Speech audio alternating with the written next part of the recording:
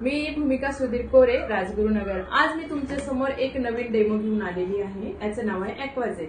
हा ॲक्वाजेल आहे तरी काय, तर मी हे ओपन केलेलं आहे। मी इथं काढून ठेवलं होतं आणि ह्यामध्ये ही तुमची जमीन आहे। कॅमेरा इथं घे आणि हे जमीन आहे। तर ह्या जमिनीमध्ये मी एक ॲक्वाजेल इथं मी मिक्स करते। म्हणजे काय काम करते हे पाण्यामध्ये हे तुमच्या लक्षात येईल।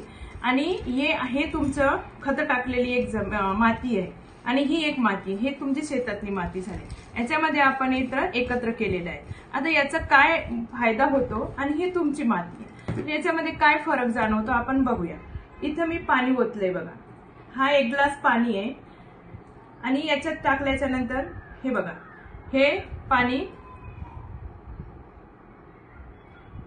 एक ग्लास टाकलं होतं पण हा बाहेर आलेला आहे। पण मी परत यामध्ये पाणी टाकते एक ग्लास, म्हणजे तुमच्या लक्षात येईल की याची पाण्याची क्षमता किती आहे। हे टाकल्याच्या नंतर तुमच्या मातीमध्ये पाण्याची क्षमता कशा पद्धतीत वाढते, माती कशी फुगीर होतो, औषधं तुमचे जमिनीमध्ये मातीमध्ये कसे पकडून ठेवतात हे तुमच्या लक्षात येईल। बघा, मी आता यामध्ये तुमच्या समोर मी एक ग्लास पाणी घेतला होता आणि हा एक ग्लास पाणी याच्यामध्ये पूर्ण मुरत आहे। आता यामध्ये ह्या मातीमध्ये काय जाणवतो तुम्हाला आणि ह्या मातीमध्ये काय फरक जाणवतो हे तुमच्या लक्षात येईल। अजून पाणी आहे, मी अजून याच्यामध्ये टाकते। उन्हाळी पीक असेल किंवा पावसाळी असेल, याच्यामध्ये दोन्ही फायदा होतो। उन्हाळी पीक असेल तर पाण्याची क्षमता हा मुळांपर्यंत धरून ठेवतो। तुमचे जे पिकांना जे खत वगैरे वापरतात ते वेस्ट होऊ देत नाही, असे पांगून वेस्ट जातात। तुमचे 50% खत वेस्ट जातात। पण याचा फायदा काय झाला, यांनी काय झालंय, मुळांच्या शेजारी पाणी धरून ठेवलं, औषध धरून ठेवलं आणि जसं जसं तुमचं झाड मोठं होतं तसं ते सोडत जातो। पाणी तुमचं 30 ते 40% तुमचं पाणी जमिनीमध्ये शिल्लक राहतो, म्हणजे पाण्याचा ताण पडत नाही। आता उन्हाळ्याचे दिवस आलेले तर कधी लाईटचा प्रॉब्लेम येतो, पिकांना पाण्याचा प्रॉब्लेम येतो, तर हे बघू शकता।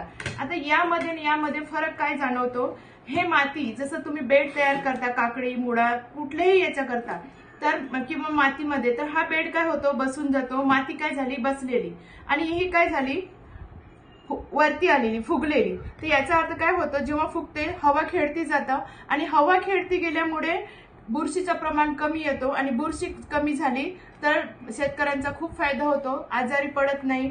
हवा खेळते, ऑक्सिजन लेवल चांगला असतो, त्यांना पिकांना छानपैकी मुळं मोठी होण्यासाठी मदत करते। अजून मी पाणी घेतलेलं आहे, अजून मी टाकते। तुम्ही बघू शकता की हा पाण्याची क्षमता किती धरून ठेवतो, पाणी त्याच्यामध्ये किती ओढून धरतो बघा, तुमच्या लक्षात येईल जसं पाणी। तर मित्रांनो, तुम्हीच विचार करा, आणि याचा प्रमाण एका एकरला फक्त 1 किलो लागतो। जमिनीमध्ये जेव्हा खतांसोबत तुम्ही टाकताय, जेव्हा माती तयार करताय, जेव्हा टाकताना एका एकरला फक्त 1 किलो टाकल्यामुळे तो काय होतो, पाणी टिकून तर ठेवतो, पण तो काय याचा जमिनीमध्ये असर 7 ते 8 महिने राहतो। तर तुम्हीच विचार करा, असे तुम्ही नॉर्मल जेव्हा खतं टाकताय तर पाण्यासोबत खतं वाहून जातात, शेतीचा नाक दबतो, हवा खेळती होत नाही आणि पाणी असं औषध तुमची वेस्ट जातात।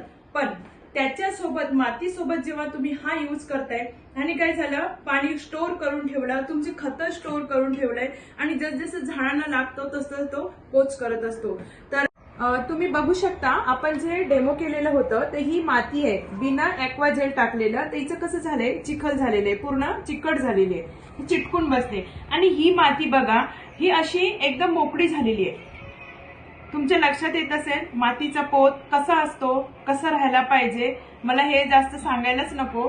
पण यामध्ये माती तेवढीच होती, एकसारखी माती होती, पण ही मातीचं काय झालं बघा, ह्या मातीचं पूर्ण असं पातळ चिखल झालं आणि ही कशी झाली, भुसभुशीत झाली, एखाद्या रव्यासारखी माती जर असली तर मुळं जास्त वाढतात आणि मुळं जास्त वाढलं का उत्पन्न जास्त होतात।